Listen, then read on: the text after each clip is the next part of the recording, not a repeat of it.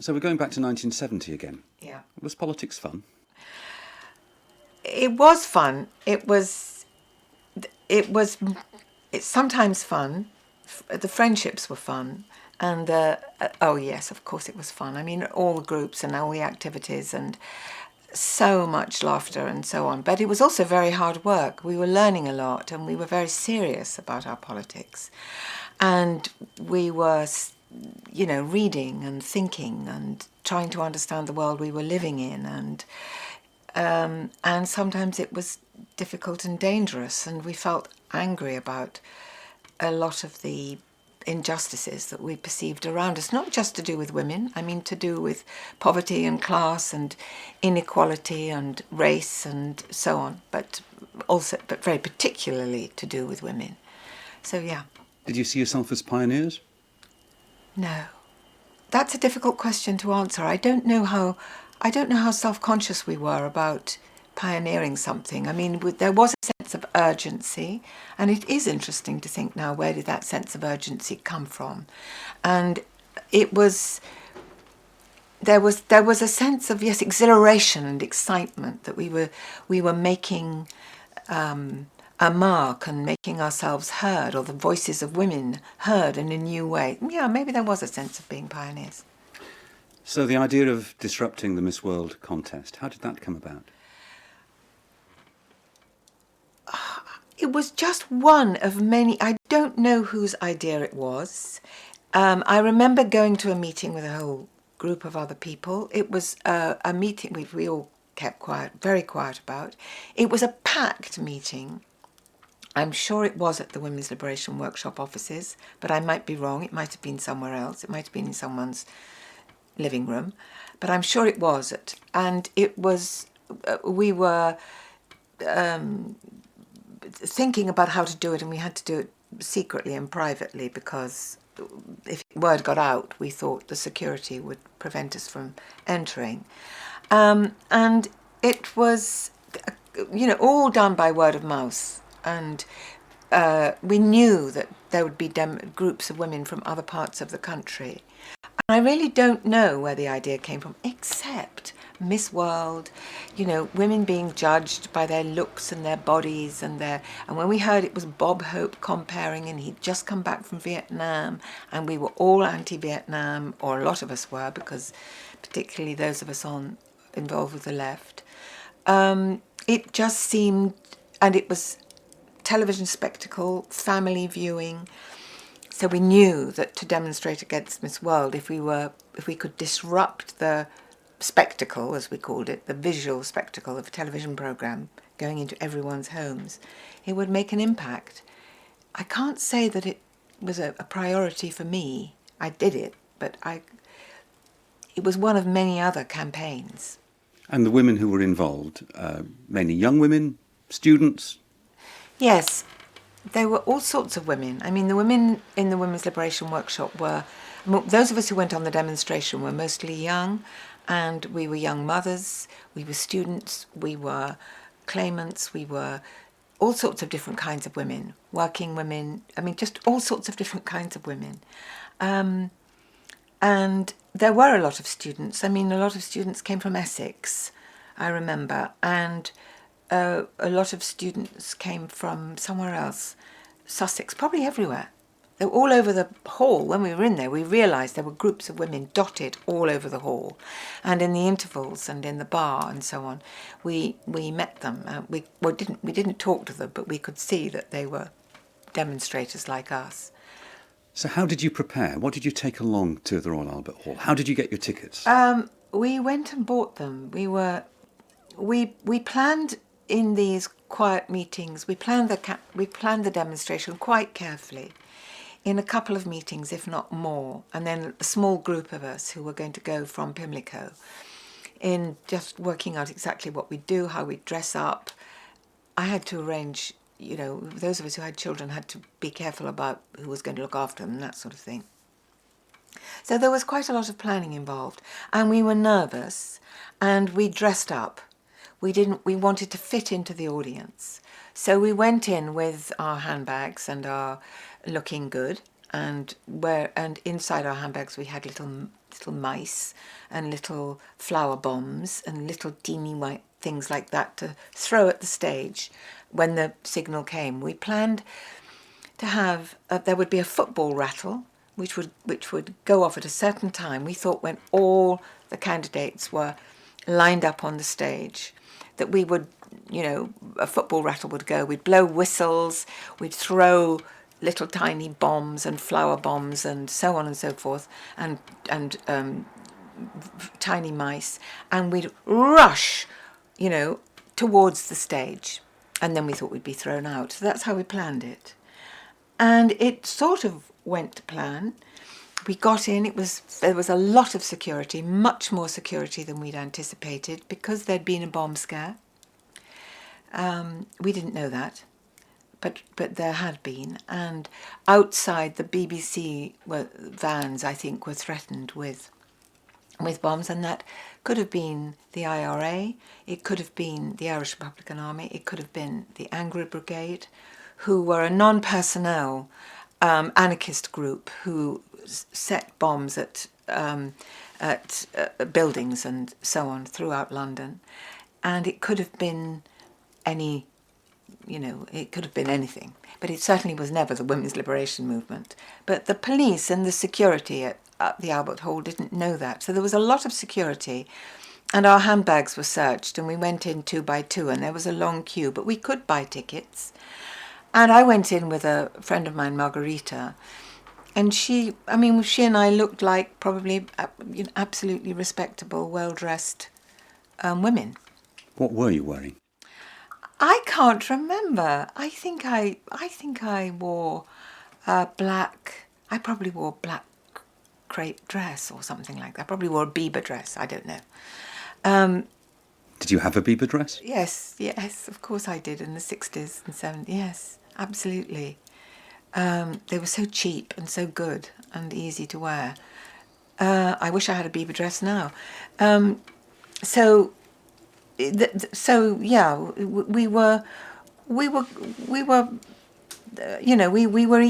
was quite easy to get in, and we were surprised at that.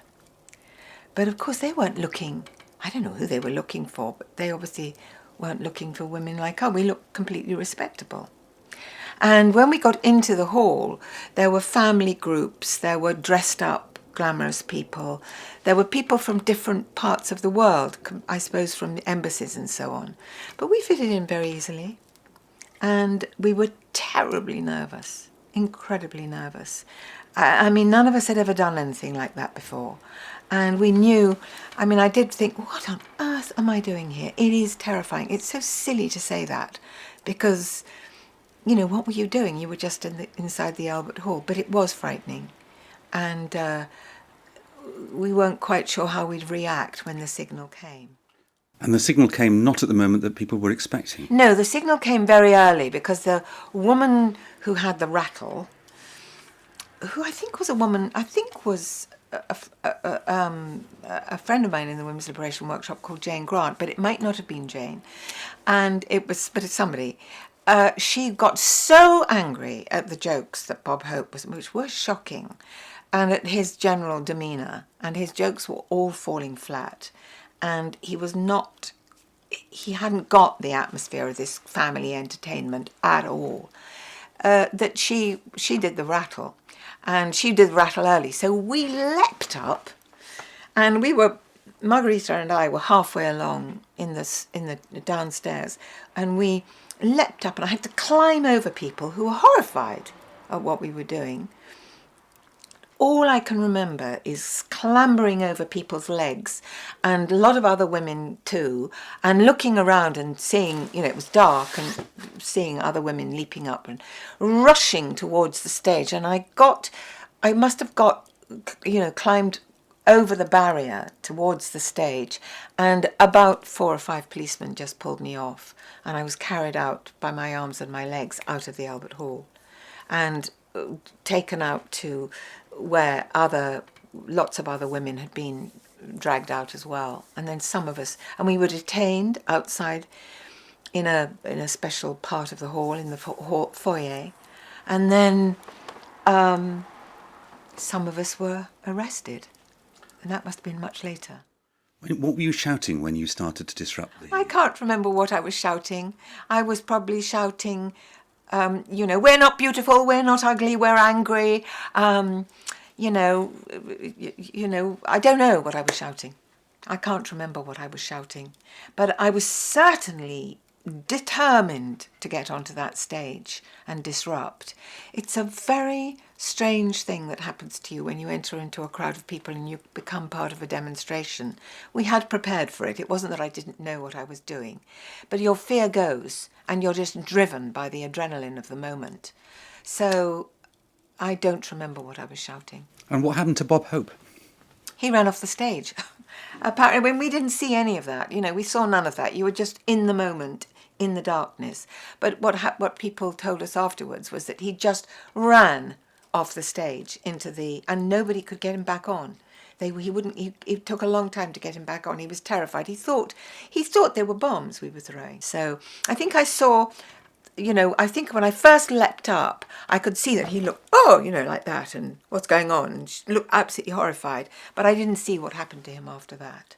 I did notice, as we were being dragged out, some of the Miss World contestants in all the beautiful, beautiful young women in all their baubles and, bathing costumes and high heels saying, "Oh, leave them alone, they're all right, they're just, let them go," to the policeman.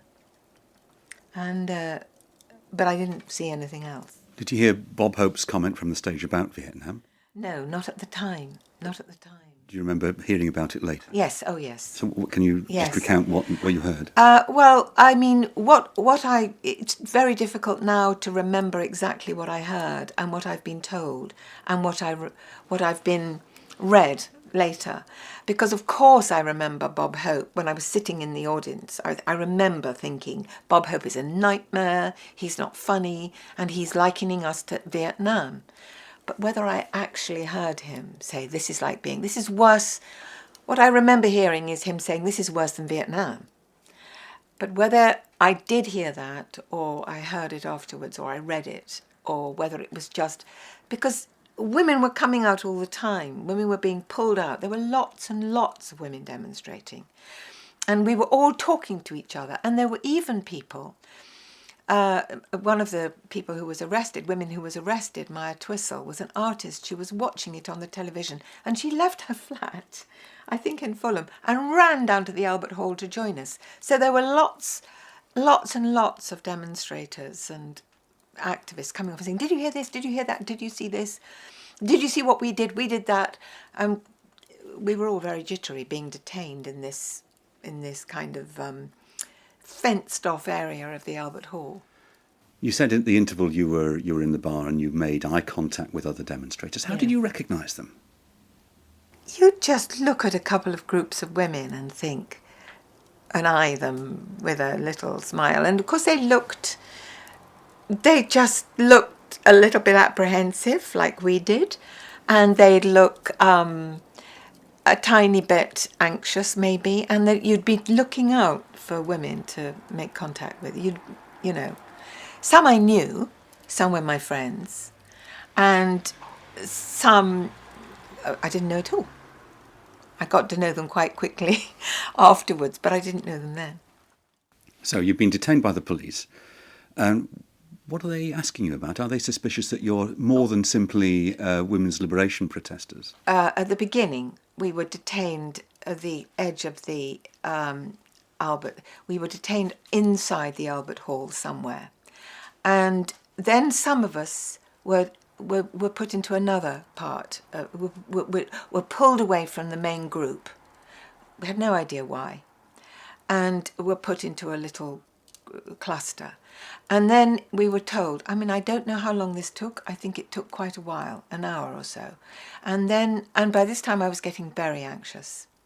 Very anxious indeed. I had a little girl at home and my partner was at home looking after her. And I began to think, got frightened very quickly. But the police weren't asking us questions at that time. They were kind of moving us about, breaking us up, putting us into this group. And then some of us were taken off in a police van. Must have been about 11, maybe 10, I don't know. And that was terrifying. And I remember thinking, this is a bit of a nightmare, but also not being clear why. And we were then taken to, I think it was Bow. I can't remember where we were taken. Were we taken? I don't remember which police station we were taken to. And there, the five of us who were taken, I could then see there were five of us. And I didn't know them. And we were then put in twos into a cell. Now, I have to tell you that we remember this differently. But I remember being in a cell with one particular woman who anyway, and we were divided up. And then we were separated and put in cells by ourselves. And then we were questioned. And I remember being really frightened. And I didn't know why I was put in a cell by myself and questioned. And one policeman, it was the cliche, Andrew, one policeman would come in and say, oh, well, come on, now I can see you're a very, well brought up young woman and you're a mother, you'll be wanting to get home. So tell me, what you've been doing, and did you know what was going on at the Albert Hall at the time, and where are you from? And I'd explain I was from the Women's Liberation. We were demonstrating against Mecca and against the organisation of such a competition. They were so bored by that. And then another policeman would come in and be much more forceful. I didn't know why. I learnt afterwards. And I remember getting very tearful and asking to ring a lawyer. And I only knew one man who was a lawyer, so I rang him. He was a friend of mine, Irving Teitelbaum. And I rang him and I said what had happened. He asked me what had happened, and he said, you must answer their questions. And if they charge you, then you can ask for someone to be with you. And I thought I'd be all right. And did he ring Gareth, my partner at the time? And I don't know, but anyway, something happened. And this went on till the early hours of the morning, and I was really frightened. And eventually a policeman came in and said somebody was prepared to stand bail, and I could go. And I was charged with causing an affray and assault and assaulting a policeman. Well, I knew that assaulting a policeman was a severe charge, serious charge. But I was so relieved to get out. And what had happened was that either the police or Irving had phoned Gareth, and Gareth had to go to get a judge in chambers, and he'd had to get a special court order. He had to get Abigail out of bed, take her to see the judge in chambers. The judge in chambers had to grant me bail and let me get out because I'd got a daughter, and because he could stand surety for me, I think. Had you assaulted a policeman? Andrew, that is a very moot point. I was found not guilty of assaulting a policeman at the trial. The policeman, who was a very nice policeman, I have to say, as I got to know him through several days of the trial much later, said that I'd stubbed a cigarette out on his hand, which I probably did. Because we all smoked. We were smoking, can you believe we were smoking inside the audience? You were allowed to smoke inside the Albert Hall. This was 1970. And we all smoked. And I smoked without ceasing. And so apparently when four policemen had dragged me off, he gave this very, very detailed evidence to the magistrate about four. I was rather shocked, actually. I didn't know four. I couldn't remember that four people had dragged me off. And they'd all carried me off. And apparently I was in my fear and fighting them back. I stubbed a cigarette out. But the magistrate gave me the benefit of the doubt, and I had a very good barrister. And he thought it was not assault with intent. So I got off. But I got suspended. I got a warning, and it was not a good thing to have happened to me. So I was the only one of the five contestants five demonstrators who were arrested who didn't conduct their own trial, because it was a serious charge, and I was frightened, and I had a small daughter. I couldn't risk a custody sentence. When you were being questioned, Did the police think that you had some link with the Angry Brigade or something like that? Yes, the reason that when I was being questioned by the police, I mean, what all came up later and didn't come out at the time. I literally didn't know. I didn't know about the bomb scare. I didn't know that. But what came out later was that some members of the Angry Brigade, who were this anarchist group, of whom I knew some people on the edges of, and they were young. As I say, their campaigns were always non-personnel. It was not a politics that I agreed with, or in any way. But apparently one of them was writing to a woman called Sally. Well, it wasn't me, but they presumably put 2 and 7 together and came out with 3. So that was what gave it it gave it a rather a frightening edge to my particular questioning, and the fact that I could not get out of my mind that I had Abigail at home, even though I knew she was with Gareth. I knew she'd be safe, but. So you didn't get a custodial sentence, but you spent a night in Holloway. Oh God! Well, we had our preliminary hearing whenever it was, a month after I can't remember any of this in detail, but the timing. We had the preliminary trial, and it was postponed because the charges were serious. And from 1968 to 1970, there had been many student demonstrations throughout Britain, and the Cambridge and the Essex students, some of them had been imprisoned. So we were our age of innocence, our happy demonstration against the spectacle of Miss World, of the contest itself, was quickly entered by a serious political fear of a custodial sentence, imprisonment of some sort, or and our association with other political groups. It aroused a whole range of feelings in all of us. In myself, I can speak about, but it's not anyway. It was complicated.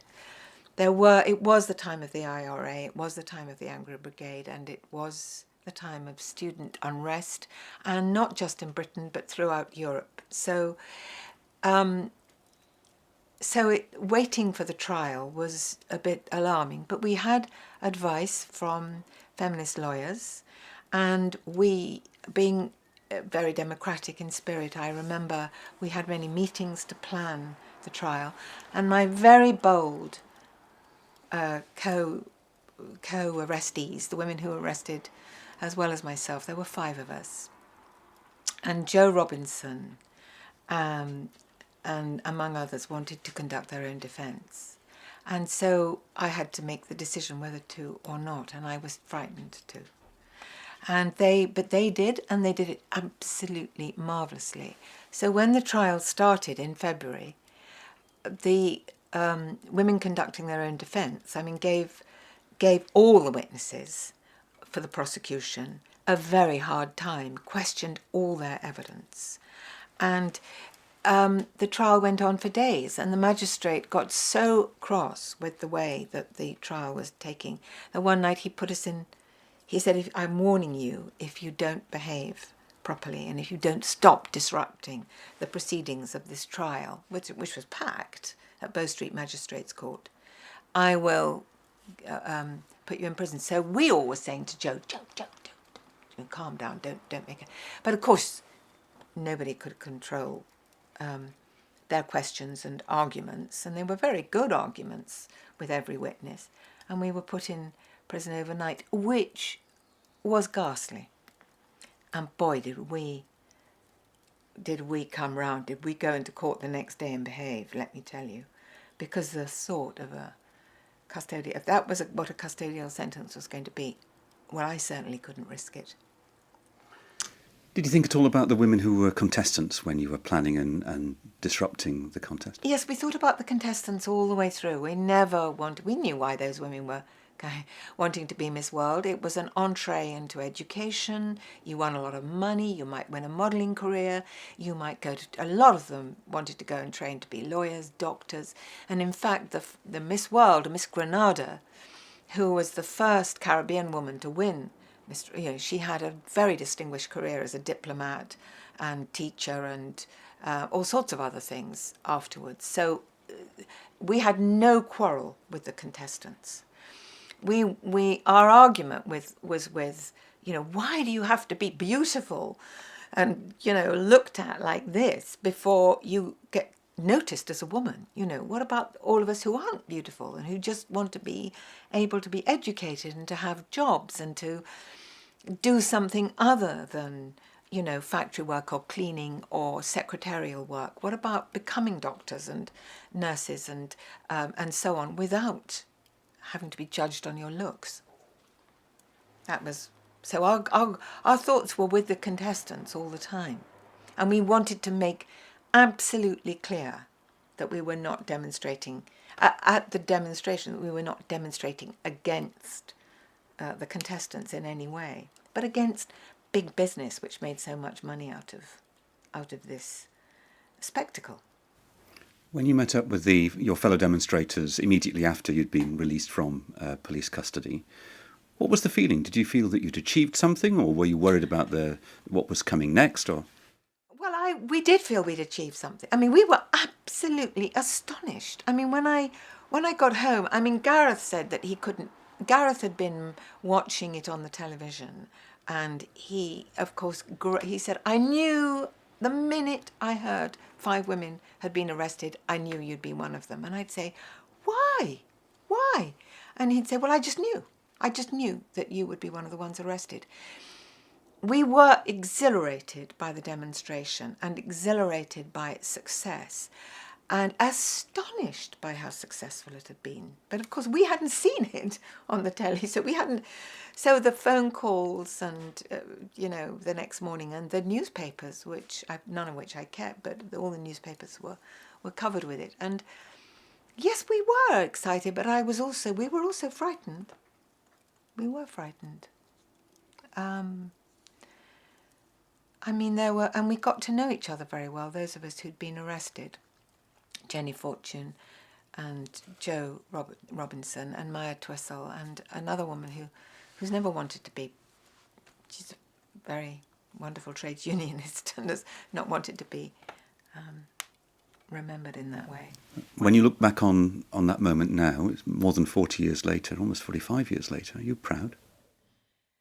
I am proud of it, of the Miss World demonstration, but I'm proud of so much of what we did, and I do see Miss World as one of the most spectacular consciousness-raising episodes, if you like. I mean, it did leave its mark, but it was one evening. It was one event among so much years and years of hard work and campaigning in other respects that it's odd to me still that it's remembered, and to all of us actually. There were many of us demonstrating, and it was one event among many for all of us. And is there one particular image from that evening that lingers in your mind still? There are many images. One of them is inside the Albert Hall itself, just as we heard the rattle, and I remember looking round and seeing. It's a very powerful visual image of a smoky, dark place with the spotlight on the stage, and all these women, getting up. Well, all these women, of course, lots of women, people sitting down still, but groups of women and thinking, and Margarita and I looking at each other and thinking, ah, and leaping. That's one image. The other image is of being outside and not knowing what was going on, and being detained.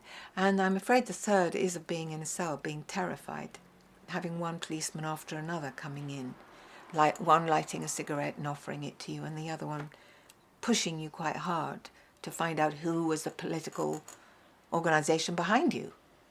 I think they couldn't believe. It was the early days of the women's liberation movement.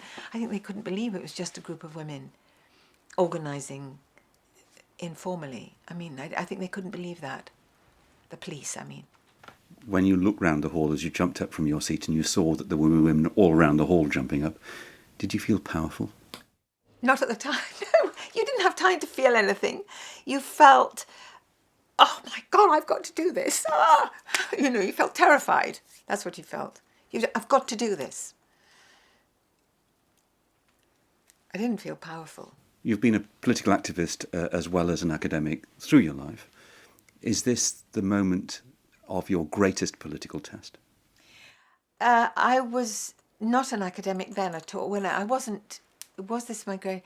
I think I learned so much through the women's liberation movement, and that was one moment. And I suppose the trial, which was a great learning process, of learning about law and learning about fear as well as pride. Yes, it was one test of many. Your daughter was then 5. Yes, She'll now be approaching 50. yes. Do you think that what you did then has given her more opportunity in her life? You'd have to ask people from that generation. I think the legacy, I think it wasn't, yes, I think the equal pay and equality legislation, and yes, I think it did change the conversation about women and change the expectations of women for a generation, but now there are a whole lot of other issues that have to be dealt with in a different way by the younger generations. There are 2 generations now. One small point, you keep talking about mice.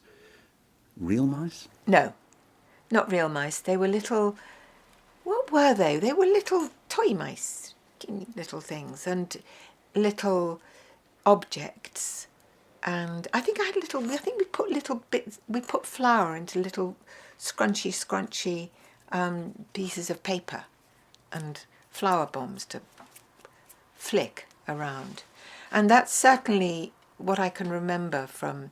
And we had leaflets and things. I think we just hurled the contents of our handbags, actually, to tell you the truth. I think we just hurled the contents of our handbags around. I don't remember very much. And I don't remember what happened to my handbag either. But I can see that the Miss World demonstration was a vivid spectacle. And it's become symbolic of something, including the kind of joie de vivre, really, of the women's liberation movement. But it was only one among many other events. When you made your flower bombs, did you have a manual? How did you know how to do it? No, we all were quite serious. I remember this quite serious meeting in the Women's Liberation Workshop where we were all talking about what sort of things we should have, and they shouldn't be anything that would hurt anyone. And I do remember people saying, well, what you do, you just get screw up little pieces of paper and put flour in, or, people saying things like that. I don't think I paid very much attention. I mean, I think my mind really was on... I paid attention to you mustn't talk about it. We didn't tell people that's what we were going to do. I told Gareth, but I didn't tell anyone else that that's where I was going. We didn't say to friends and family, well, we're going now. Well, now we're going to the Albert Hall to demonstrate. But no, we didn't talk about it. We were very secretive. And that was where the main planning was. And I didn't know all these other women who were going to be demonstrating. I only knew the women in my locality and some of the women in other parts of London. So that was the main planning, the secrecy. The common image was that the activists in the women's liberation movement were very young. They were students or dropouts. They weren't mothers. How accurate was that? Well, a lot of us were mothers, because one of the things about the women's liberation movement, or any realization of feminism, is that it's not usually at 17 or 18 that you begin to experience discrimination. You are older when you begin to, grow up and enter the world and discover that certain doors are closed to you. This was in the 60s. And the late 60s, and that certain opportunities were not certain doors were closed to you, and there was a lot of discrimination against women, and women were confined to a very, as they used to say in the 19th century, narrow range of occupations. And it was very often once you had children that you felt very concerned about what it meant to be a mother, the fact that you couldn't go out to work if you had a child. And so I think the women's liberation movement was filled with young mothers and older mothers, of course. A lot of the women who were in the local groups and who were active, setting up women's refuges, setting up women's centres, were older women with children. But I don't remember most of us who demonstrated that night, certainly from this local area in Pimlico, were youngish. I was youngish. I was 26, 27. I was the mother of a 5-year-old. Did she say anything, your daughter, about the protest? Was she aware of it later? Did her friends comment on it? Did you have to explain to her what you'd done? I'm sure I did. And because she was taken to court and she had this very wide-eyed thing about, I used to be horrified at what she would say. She had to go to see a judge. Gareth took me to see a judge in the middle of the night. I had to get up. And I think it was quite alarming for her. But you'd have to ask her that now. We don't revisit those events very often. You've heard the rattle sound. What happened then? Well, it came much earlier. The rattle came much earlier than we expected. It expected it to come, and it came at a moment when the hall was in darkness, and so was the stage, except for the spotlight on Bob Hope. So we leapt up. We both leapt up. I mean, like automatons, really, and leapt up and thought, well, God, and looked, glanced at each other. We've got to demonstrate now. And I can remember just clambering over the people next to me. We were in the middle of the row. And we clambered over all the people next to us. And I remember that being an awful scramble with my handbag and everything, and tore down the central aisle. And there were other women also coming from, you could see them also clambering over people opposite and coming over from different parts of the hall. And we ran towards the front. And all I can remember is I think I must have climbed over the orchestra pit and got through maybe I'm exaggerating, got through the orchestra pit and was climbing onto the stage. And I remember being pulled and fighting against whoever they were, the security men I thought they were, but they were policemen. I should have said that at the beginning we could see the back of, when we went into the hall, we got in, we were feeling rather glamorous and rather gorgeous and rather fun. We thought, what fun this is. We were dressed up and everything. We were astonished to see the whole of the back of the hall filled with men, in security men and some policemen, all the way round the Albert Hall. And I remember thinking, that's strange. What are they there for? You found out? We found out, yeah. So we were, I was clambering over as I remember it might be a more heroic memory than it really was, to get onto the stage. I was almost on the stage, and I'd climbed over the orchestra pit and whereas I think Margarita was dragged out much earlier.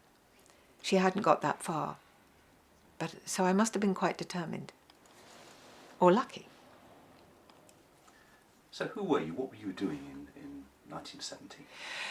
In 1970, I was a young woman going to university, starting university course in history. I was 26, 27. I was the mother of a 5-year-old daughter, and I was very active and had been involved in the women's liberation movement. I'd organised at Ruskin College in Oxford, a trade union college. I'd been one of the people who'd organised the first National Women's Conference earlier in the year in 1970.